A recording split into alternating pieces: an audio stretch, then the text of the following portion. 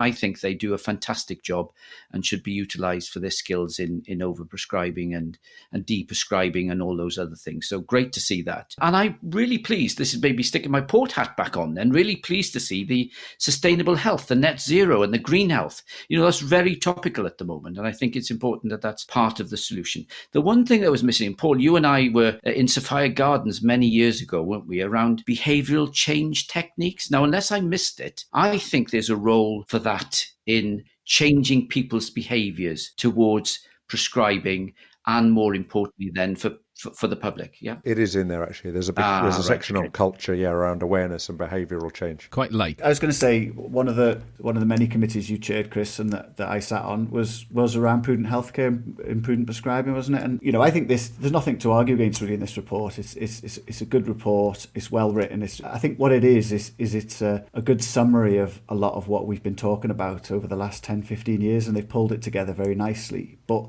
I would say with that, a theme that we've had on this podcast is it's not really that new. That's not a criticism of the report, because it's the theme that, when was that Prudent Committee? Sort of 5-10 years ago, and then there's been others before that. So it's another topic that we've been talking about for 10-15 years. There's two things in there that I liked. I think it's great that they're going to appoint a czar in England for overprescribing. I'm not sure that's their term, but it's the term that people use, isn't it? Yeah, National Clinical Director. In essence, this is a business case for a czar, isn't it?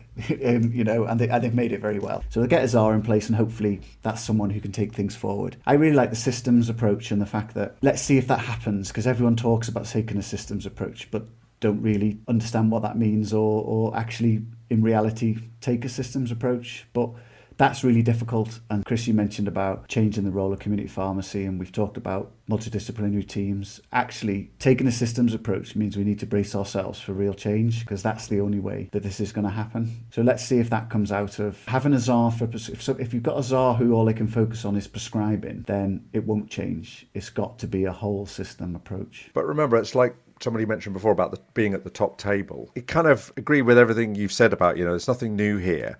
But actually, this is about getting the right level of person at the top table. And so if you look at most of the recommendations, this is a 3-year plan. And it does actually say that in there. You'll find it buried in there. But this is not an overnight thing. This is a 3 to 5 year plan, which, for major change, that's kind of where you are, isn't it? 3 to 5 years. And the bit about systems. So I sat on one particular subgroup, and I was very, very, very vocal about we have to get the repeat prescription system working properly, because that creates a lot of the issue. And so there's your link back, if you like, with relation to community pharmacy. So the repeat prescription system. Now, I'm going to quote Claire Howard now, who was our very first guest on the Oral Apothecary.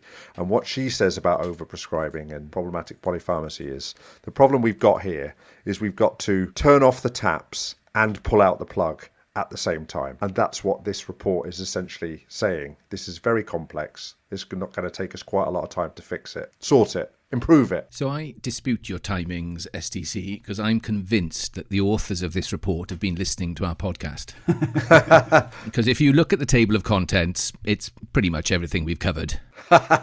So I was drawn to look. Chapter 7 was culture of prescribing. That's where behavioural change and human factors get a very, very light touch. And chapter 8 was implementation. Spread. Yeah, I was listening to a podcast yesterday, and I borrowed this quote from it yesterday. It's an Einstein quote: "A problem cannot be solved by the same thinking that created it." And that's what it feels like we're trying to do. The problem that we've created at the moment, we're just trying to unravel it by the way that we created it in the first place. And so for me, I'm looking at, we need more health psychologists, we need data visualization experts, more involved in some of this. And I still don't see it enough is the discussion of treatment burden and its impact on people and patients. That's not in there at the moment either, but it is. And, it was Jonathan Underhill that picked you up on Twitter with your distinction of complicated versus complexity. That's for another podcast, because I think that is something that is worth discussing. But I'll go right back to the very first meeting that was at the Oval Cricket Ground, in fact, early 2019. Swanky.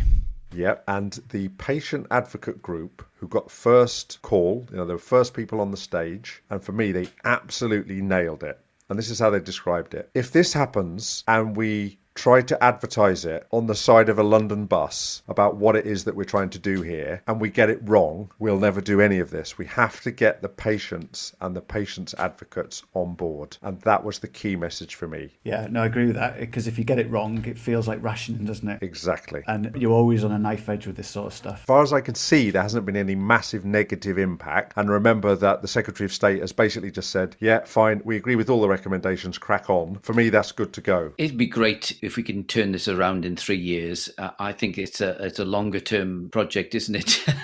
My goodness me, because as you say, Paul, we've been talking about this for 10 years and we failed in getting pilots off the ground and then nothing really being delivered after that. And we've proven that things can happen. Do you remember the ND schemes that we had back in the day, which seemed to prove that they worked and then they weren't implemented? So there's a lot of work to be done, but I think there is an opportunity if there's some push from government and indeed some money behind it, because you always need a bit of money to oil the wheels.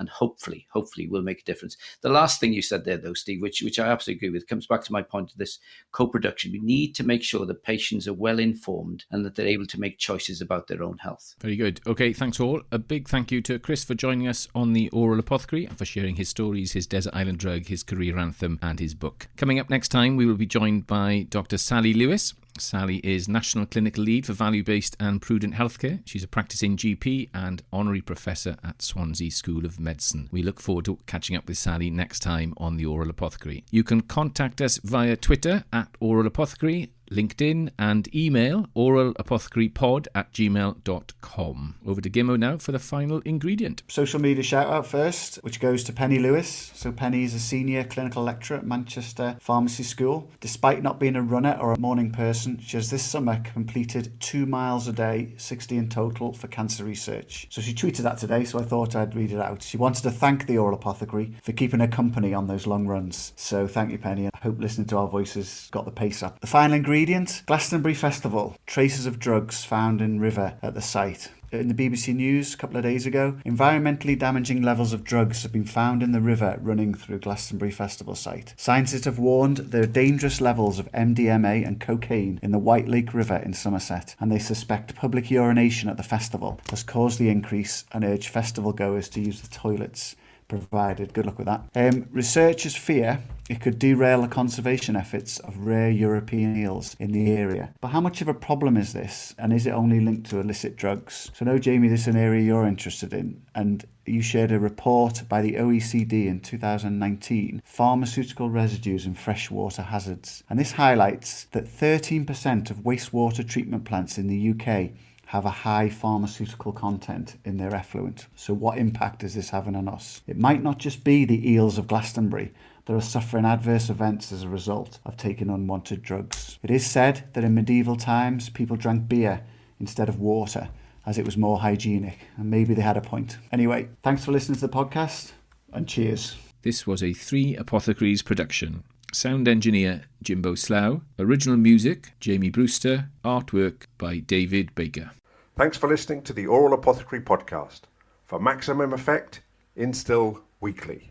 This episode of the Oral Apothecary is sponsored by OneLessPill.com, a medicines optimization consultancy.